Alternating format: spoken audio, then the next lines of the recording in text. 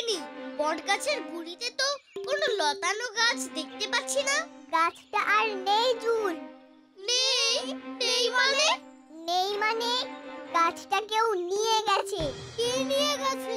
বুঝতে পারছি না, দাঁড়াও দেখি।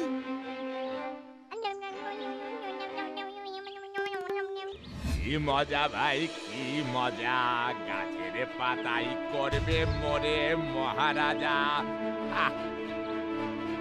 কত আশা করে এলাম জীবজীবক গাছের পাতা নিয়ে যাব ভেবে, কিন্তু এই কি হলো? যদি পাতা নিয়ে যেতে না পারি তাহলে বিম্বাবতী বাঁচবে কি করে? আমিও তো সেটাই ভাবছি। কি হলো জিনি, কিছু জানতে পারলে? কে নিয়ে গেছে গাছটা? পেয়েছি। কে? কে নিয়ে গেছে জীবজীবক গাছ? কোথায় নিয়ে গেছে? শিগগির বলো আমাদের, আমরা তার কাছ থেকে গাছ নিয়ে আসছি। গাছটা অত সহজ নয় মিঠি। তুক্কারামের কাছ থেকে ওই গাছ উদ্ধার করা খুব কঠিন। তুক্কারাম? তুক্কারাম আবার কে? খুব লোভী আর খুব চালাক একটা লোক। প্যাকাটির মতো সরু সরু হাত পা হলে কি হবে? গায়ে 10টা অসুরের শক্তি। তাছাড়া সে থাকেও বহু দূরে। তুক্কারামের আস্তানায় পৌঁছতে গেলে 3টে পাহাড় আর 4টে নদী পেরোতে হয়। কি হবে তাহলে? আমরা কি কোনোভাবে বিম্বাবতীকে বাঁচাতে পারবো না? জেনি প্লিজ তুমি কিছু করো, যে করেই হোক বাঁচাও বিম্বাবতীকে। Please jenny please.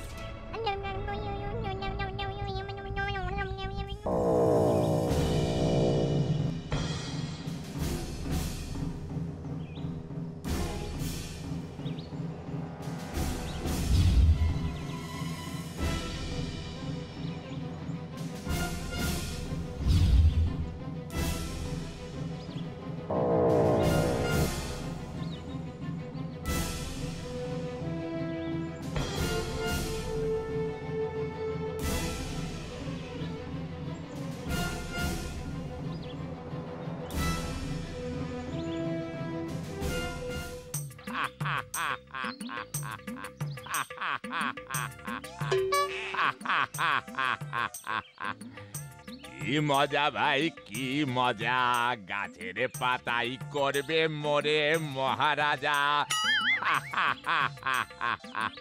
সেই আনন্দে বাজারে ভাই ডগডগি বাজা, ডগডগি বাজা। এই গাছের পাতা হলো সুখা রোগের একমাত্র ওষুধ, কিন্তু পৃথিবীর বুকে এই গাছের আর দেখা পাওয়া যায় না। আমার ভাগ্যেই বেঁচে আছে এই গাছটা। এই গাছের পাতা আমি হাজার হাজার টাকায় বিক্রি করব। আমার এই ভাঙা কুড়ে এই গাছের দৌলতেই হয়ে যাবে মস্ত প্রাসাদ। প্রাসাদের দরজায় আমার জন্য দাঁড়িয়ে থাকবে ঝাঁ চকচকে নতুন নতুন সব গাড়ি। আমার যখন যে গাড়িটায় উঠে বেড়াতে ইচ্ছে করবে তখন সেটাই চেপে বসবো। পোলাও, কালিয়া, মুরগি, মটন যা খুশি খাবো, যত খুশি খাবো। তুক্কারামের বাড়ি আর কত দূর বুঝতে পারছি না। আমরা আবার তুক্কারামের বাড়ি ছাড়িয়ে চলে গেলাম না তো? না না, তুক্কারামের বাড়ি তোমরা পেরিয়ে যাওনি। ওই তো এসে গেছে তুক্কারামের বাড়ি। কোথায়? ওই তো।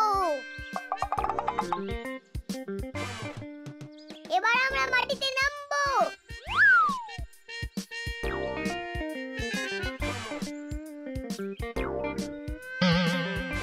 এই হলো তুক্কারামের কুড়ে। চলো দেখি তুক্কারাম কি করছে।